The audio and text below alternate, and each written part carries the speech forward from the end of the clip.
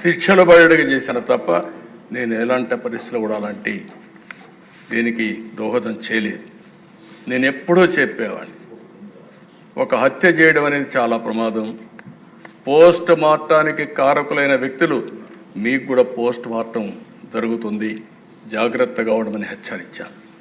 ఈరోజు ఈ హౌస్లో కూడా ఎమ్మెల్యేస్కి అందరికీ చెప్తున్నాను, మీ నియోజకవర్గాల్లో లా అండ్ ఆర్డర్ కంట్రోల్ చేయడం మీ బాధ్యత. లా అండ్ ఆర్డర్ని మనం కానీ విస్మరిస్తే ప్రజల్లో అశాంతి వస్తే కరెక్ట్ కాదు. ఇంకొక విషయం కూడా చెప్తున్నాను, రాజకీయ ముసుగులో నేరాలు ఘోరాలు చేసి ఎదురుదాడి చేసి తప్పించుకుంటా ఉంటే ఈ ప్రభుత్వంలో సాగనివ్వనని మరొక్కసారి చాలా స్పష్టంగా విజ్ఞప్తి చేస్తున్నాం. ప్రజలకు మనం లా అండ్ ఆర్డర్ క్రియేట్ చేయాల్సిన, సమస్యలు లేకుండా చేయాల్సిన అవసరం ఉంది. టెక్నాలజీ వచ్చింది, టెక్నాలజీ ఉపయోగించుకుంటాం. కడాన పోలీసులు చూస్తే వాహనాలు కూడా లేని పరిస్థితి, పెట్రోల్ కూడా ఇవ్వలేని పరిస్థితి, ఇలాంటి చాలా జరుగుతున్నాయి. చాలా వరకు కరెక్ట్ చేశాం, ఇంకా కరెక్ట్ చేస్తాం. పోలీస్ యంత్రాంగాన్ని అప్రమత్తం చేస్తాం.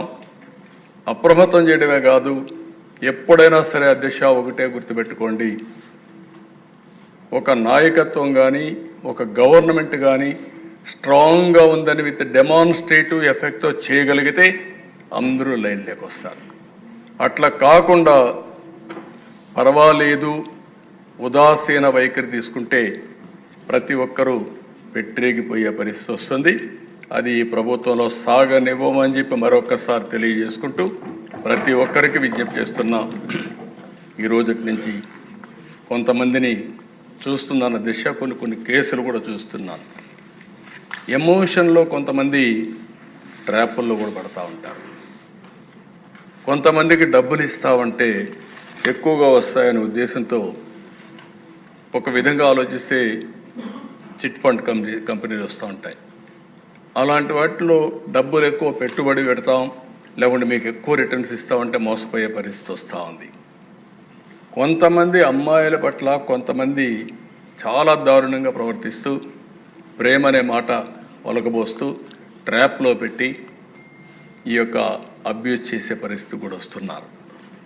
నేను ఈ విషయాలని ఎందుకు చెప్తున్నానంటే ఈ సభ ద్వారా ప్రజల్లో చైతన్యం తీసుకురావాల్సిన బాధ్యత మన మీద ఉంది. అదే సమయంలో ఎవరైనా తప్పు చేస్తే మాత్రం వదిలిపెట్టం, తాట తీస్తామని చెప్పి కూడా మరొకసారి, ఎందుకంటే నా గట్టిగా కూడా చెప్పాల్సిన అవసరం ఉంది.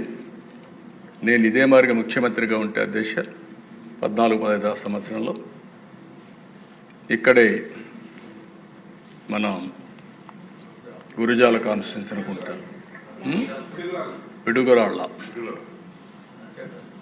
దాచేపల్ల ఏరియాలో ఒక ముస్లిం గర్ల్, చిన్న అమ్మాయి, ఆ అమ్మాయి పైన అత్యాచారం చేశారు.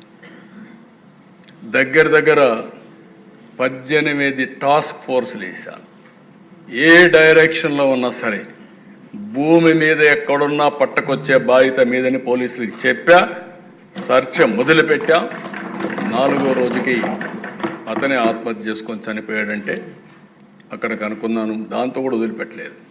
మళ్ళీ విజయవాడలో పెద్ద ర్యాలీ పెట్టి భవిష్యత్తులో ఎవరైనా సరే నా ఆడబిడ్డల జోలుకు వస్తే ఇదే గతి అవుతుందని చెప్పి హెచ్చరించాను. మొత్తం లా అండ్ ఆర్డర్ అంతా కూడా కంట్రోల్ అయ్యే పరిస్థితి వచ్చింది. ఇప్పుడు కూడా చెప్తున్నా, ఈ సభ ద్వారా హెచ్చరిస్తున్నా, రేపటి నుంచి ఈ ప్రభుత్వాన్ని ఛాలెంజ్ చేయాలంటే చేయండి. ఆ తర్వాత ఎలాంటి పనిష్మెంట్ ఉంటుందో మీరే చూస్తారని కూడా హెచ్చరిస్తూ, లా అండ్ ఆర్డర్ కాపాడే బాధ్యత మాది. ప్రభుత్వ యంత్రాంగాన్ని కూడా సమర్థవంతంగా నడిపిస్తాం. ఎక్కడా రాజీ లేదు, రాగద్వేషాలు లేవు, లేకుంటే విశిక్షత లేదు.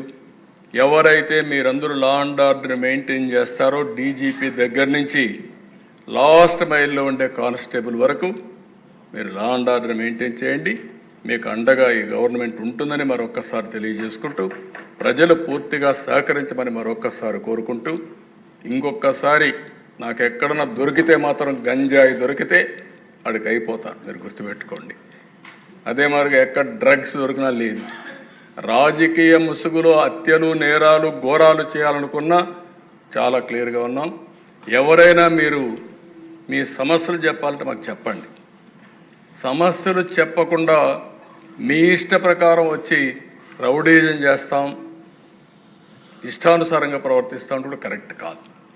మీరు రండి, వింటాం, మీరు చెప్పిందంతా వింటాం. మీ సమస్య న్యాయపరమైతే తప్పకుండా పరిష్కారం చేసే బాధ్యత ఈ ప్రభుత్వాన్ని చెప్పి కూడా తెలియజేసుకుంటూ అందరూ సహకరించమని చెప్పి కోరుకుంటూ మీ దగ్గర సెలవు తీసుకుంటున్నాను. ఇప్పుడు గౌరవనీయ ముఖ్యమంత్రి గారు ఈ చర్చలో పాల్గొనటం ప్రజలకు ఎంతో ధైర్యాన్ని ఇస్తుంది. నిన్ననే ఇనాగరేట్ చేశాను శక్తి యాప్. ఎవరైనా సరే ఆడబిడ్డలు ఆ శక్తి యాప్ డౌన్లోడ్ చేసుకుని